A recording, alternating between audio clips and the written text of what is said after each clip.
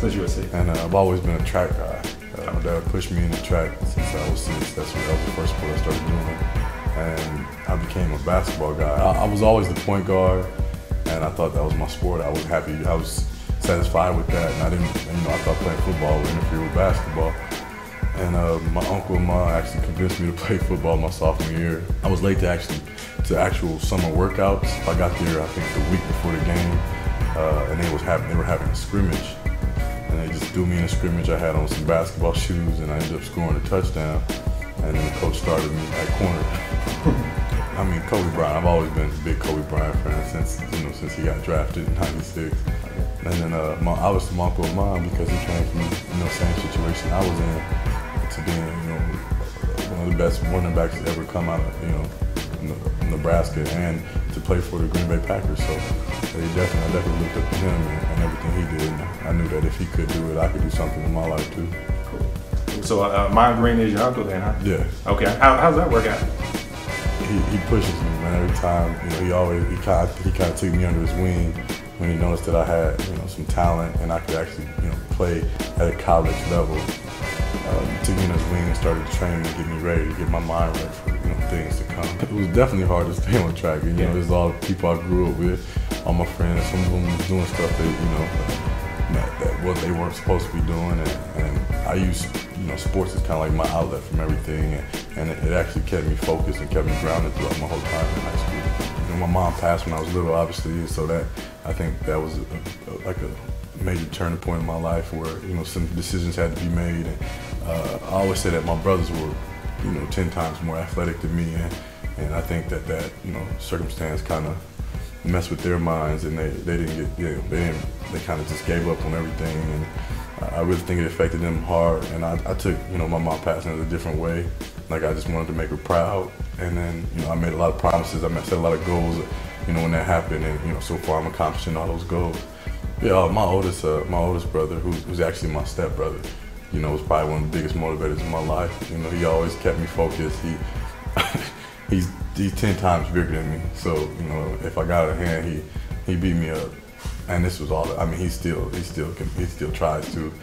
I'm not gonna say that I can beat him up now, but he still keeps me in check when it needs to be. I think in high school, when it came to football, I couldn't make a mistake. Everything went my way. I got the ball when I wanted it, and I was the highlight of our team.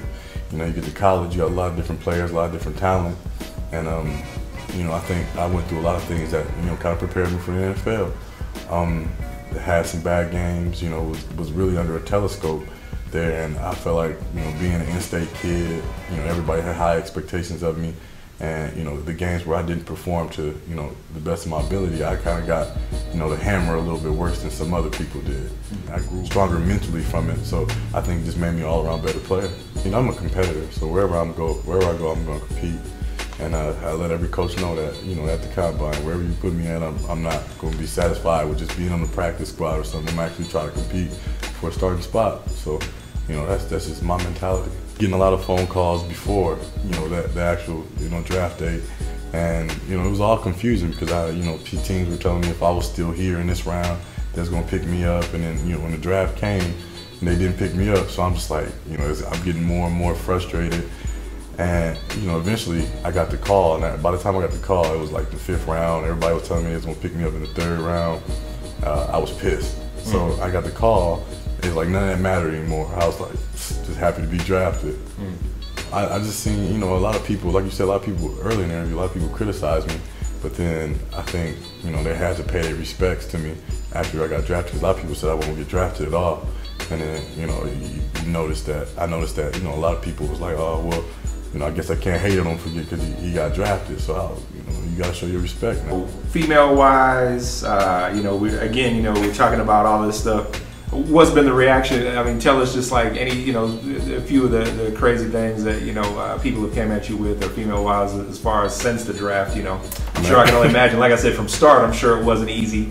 But has it turned up the heat a little bit on you? It definitely has turned up the heat, man, because you get these beautiful women just writing you out of nowhere. But I always think back, like I know that if I didn't get drafted, these women wouldn't even know who I am. They wouldn't write me at all. But and I'm getting messages on Facebook, mentions on Twitter. It's crazy. I was like, wow, and that was all like, it all transpired like in one day. And you said like literally within minutes you were getting Twitters like as you were getting drafted. Yeah. It's like they knew, they had their radar on. They knew right away when you got drafted. Yeah, it was crazy. I was like, wow, is this what's going to happen to DC? Just a sample, right? It's even a hobby that you enjoy doing that most people might not know about you. Do you have one? I don't know. I like to think I'm a movie critic sometimes. I feel like I should get paid for doing it.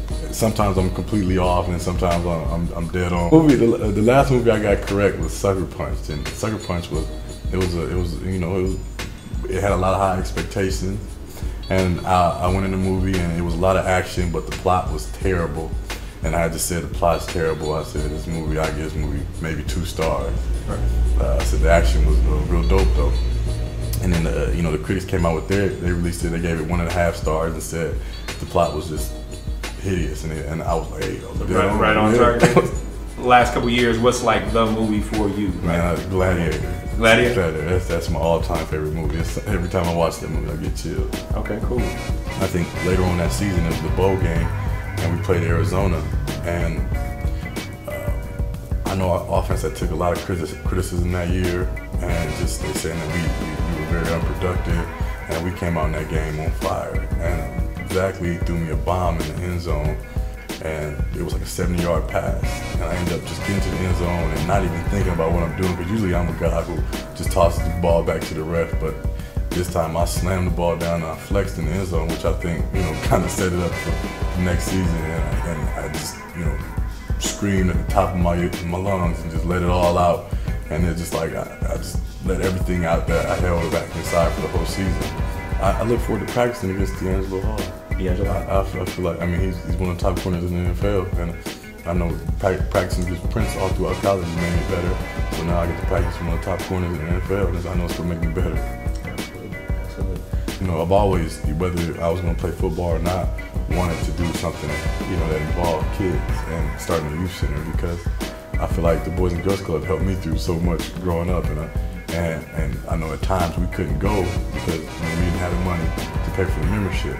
So I've always wanted to start something where I can, kind of help kids grow athletically, as well as academically, without having to pay so much. Just give them an outlet too, like you said, that was what kept you on the straight and narrow, was just that outlet, right? Yeah. 2 words to describe you, man. What would you say? 2 words. Spontaneous and determined. Okay. Do you have a quote that like the quote that you feel like defines you? It's a Bible verse, and Coach Brown told me it, I think, when he first got there, because we always had talked to Coach Brown. It's 2 Timothy 1 verse 7, and it was, for God has not created a spirit of fear and timidity, but one of power, love, and self-discipline. And I just repeat that in my head every game. Well, man, I appreciate you again taking this moment to do this interview and getting you out here, man, and just being this light pretty much for a lot of these people out here, and some of the youth and everything, and being a motivator, man. Yeah. All right, thanks a lot, man. No problem.